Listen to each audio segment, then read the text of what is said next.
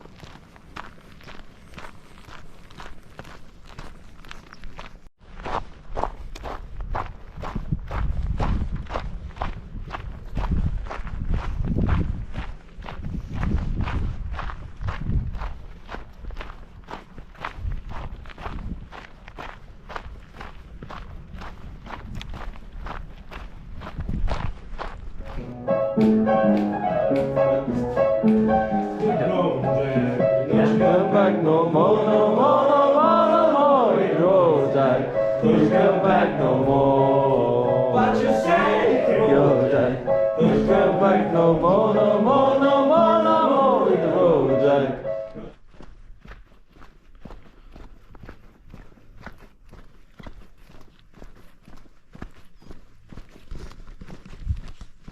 Toujours sur le Camino Frances. J'ai passé Burgos, ça fait un peu plus de 40 km maintenant. Bon bah superbe expérience. Même si les paysages du coup sont... Je vais être honnête, hein, c'est pas du tout au niveau de ce que j'ai pu voir ces derniers mois durant mon voyage. Mais c'est largement compensé par toutes ces rencontres, tous ces moments de partage assez intense, c'est vraiment une superbe expérience. Et c'est exactement ce que je recherchais en empruntant ce sentier. Donc c'est top. Là je profite d'un petit moment d'être tout seul, parce que ça fait bientôt 10 jours que je marche et presque tout le temps marcher dans un groupe. On a un groupe d'une petite dizaine de personnes, là c'est super sympa. Là ça fait 2 jours qu'on s'est un peu éclaté. Tout le monde commence à reprendre un rythme un peu différent et s'arrête dans des villages différents, mais ça crée de belles retrouvailles aussi, c'est sympa. Et non, bah superbe expérience. Il me reste encore à peu près 400 km à faire là, pour arriver jusqu'à l'ouest de l'Espagne, sur la côte. Il reste encore 25 jours pour faire ça, donc j'ai encore pas mal de temps. Et c'est que du bonheur. C'est trop bien de finir comme ça, de cette manière-là. C'est vrai que du coup, je pense que l'expérience du Camino en été doit être très très différente. Alors il y a des aspects, je pense, positifs de le faire avec autant de monde. C'est encore plus de rencontres, tous les villages doivent être vraiment animés. Il doit y avoir vraiment de la vie un peu partout.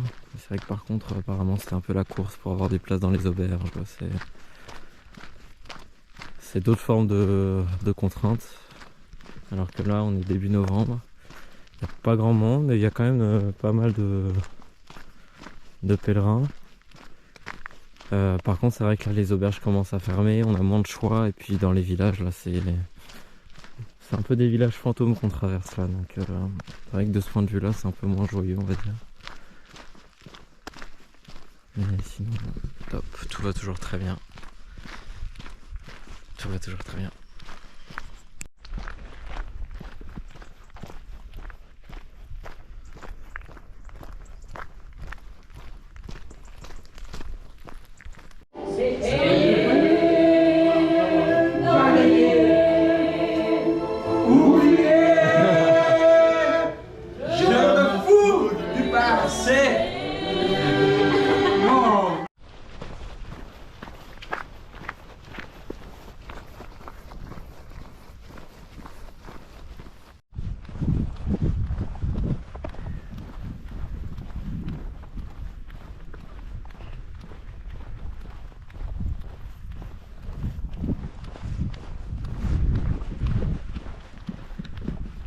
Superbe fin de journée sur le chemin.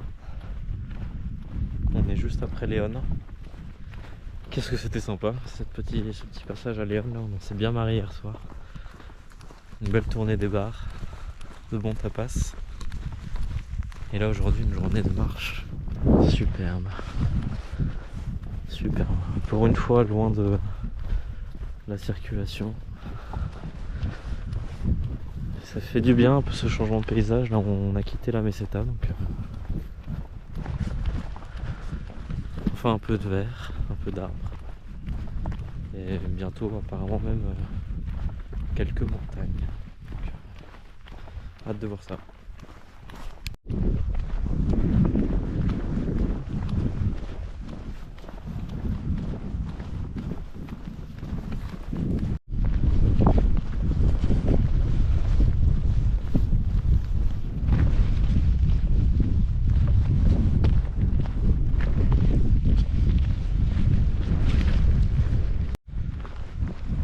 Je viens de vivre une expérience vraiment extraordinaire hier soir. J'étais à l'hôpital de Rovigo et je suis resté à l'auberge Casa Verde. C'était super, c'était vraiment super. C'est une auberge un peu particulière. Donc ils font de la cuisine végétarienne, ils ont un potager ou sinon ils sourcent leurs produits vraiment localement. Et il y a aussi toute une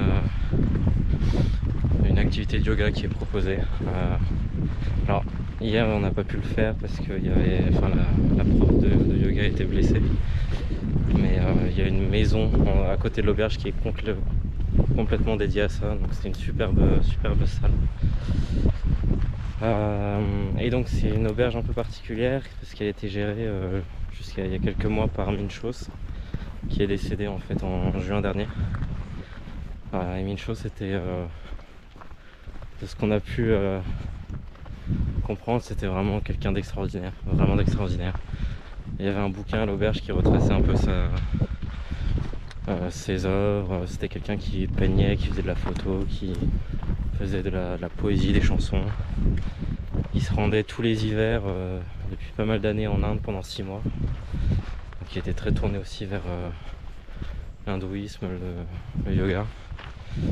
Et il a décidé d'ouvrir en fait cette auberge à côté parce que lui il est originaire d'Hospital de Rovigo et le chemin passait juste à côté de chez lui, mais il en avait jamais vraiment il avait jamais eu l'idée de le faire ce chemin là, et c'est seulement parce qu'il est allé en Inde et que son gourou lui a parlé de ce chemin là que finalement il s'est lancé dessus sur le Camino Frances, et à son retour il a ouvert l'auberge.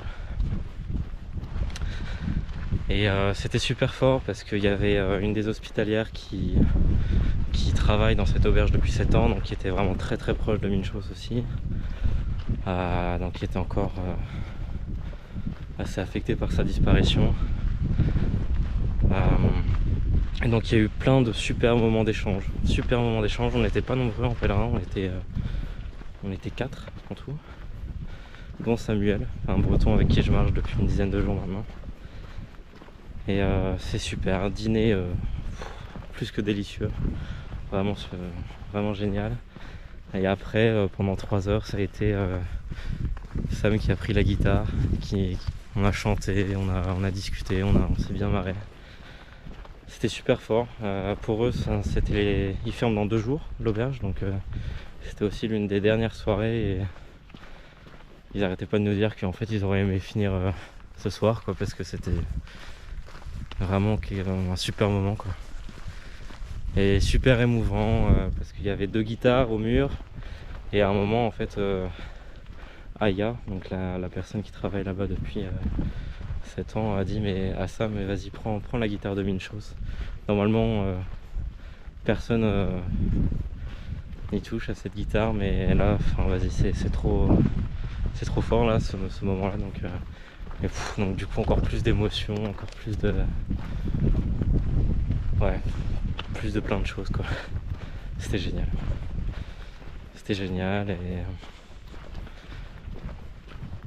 et ouais, c'est typiquement ce genre de moment qui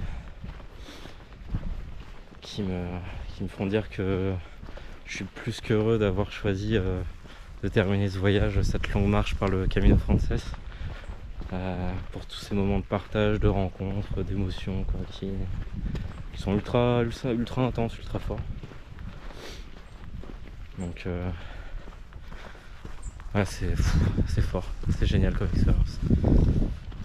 Donc si vous êtes sur le chemin de Compostelle, sur le Camino Frances, n'hésitez pas à passer par la Casa Verde. C'est vraiment extraordinaire comme lieu. Il réouvre en avril, donc là il ferme dans 2 jours et il réouvre en avril après. Donc voilà, des petits moments comme ça là qui sont bien précieux.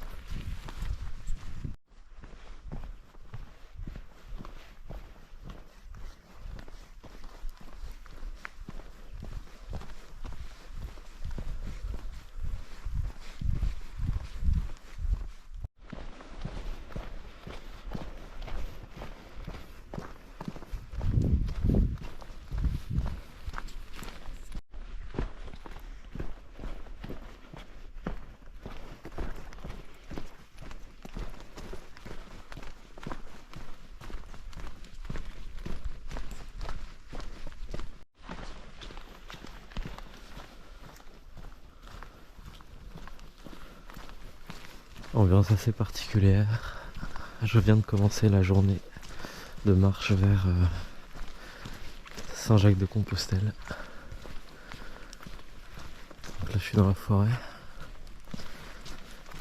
Pas mal de brume, il fait encore assez sombre. C'est assez sympa comme ambiance. Et ouais, bon c'est pas la fin de la marche, mais c'est la fin du Camino Frances en tout cas. Et ça va sûrement être un moment très sympa. Retrouver pas mal de monde. Je pense que ce soir ça va être un peu la fête.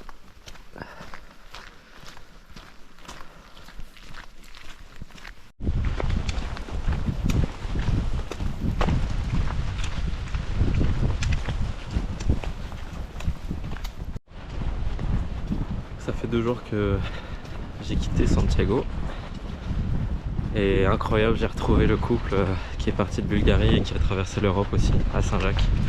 On est arrivé en même temps à ce moment-là. Et putain, temps de merde, gros temps de merde là depuis 2 jours. Donc ça me prépare au retour en Bretagne, hein, faut pas dire. Mais incroyable. Et puis Saint-Jacques, vraiment superbe expérience.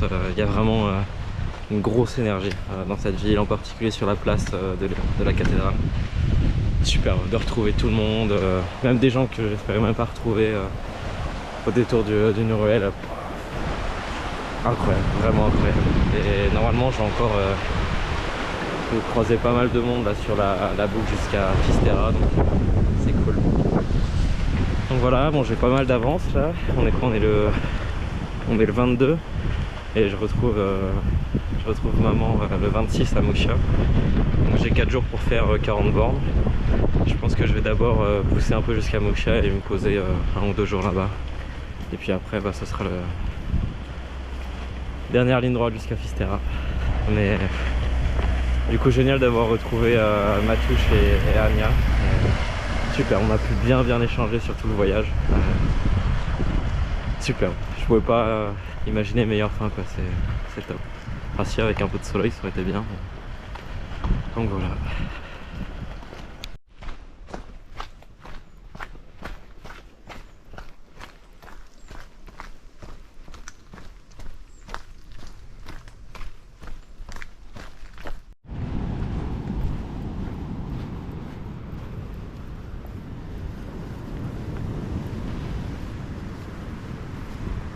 Arrivé sur Mouchia.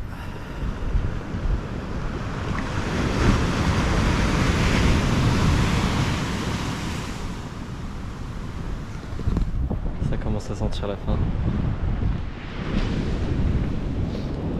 Donc on est le 23. Donc je vais passer sûrement 2-3 nuits ici en attendant ma mère. Et le lieu est superbe, donc ça va être très sympa. Apparemment demain, en fait j'ai profité du beau temps là de cette journée pour pousser jusqu'à Mouchia, parce que je préférais, quitte à passer des jours quelque part, autant que le cadre soit sympa. Ce qui est le cas ici. Et du coup demain apparemment c'est catastrophique la météo. Et après c'est un peu un jour sur 2 quoi, un jour de bon, un jour de mauvais. Donc on va voir si ça évolue ou pas, mais en tout cas voilà.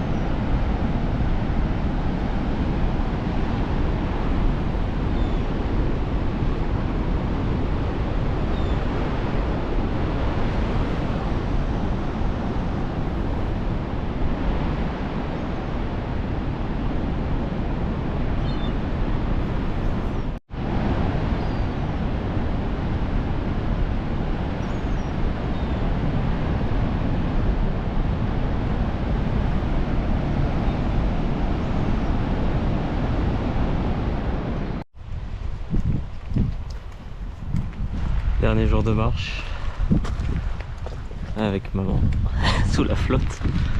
Donc c'est pas le meilleur moment pour, enfin pas la meilleure météo pour terminer. Mais ça y est, on y est. Dernier jour. Dernier jour.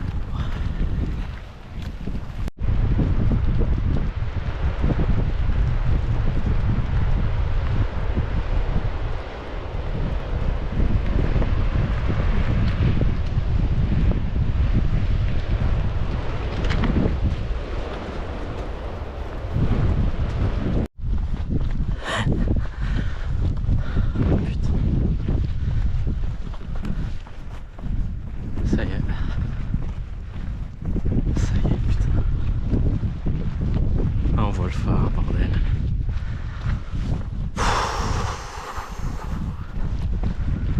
Je l'ai fait. Putain.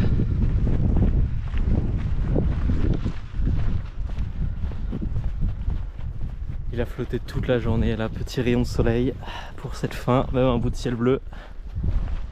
Oh putain.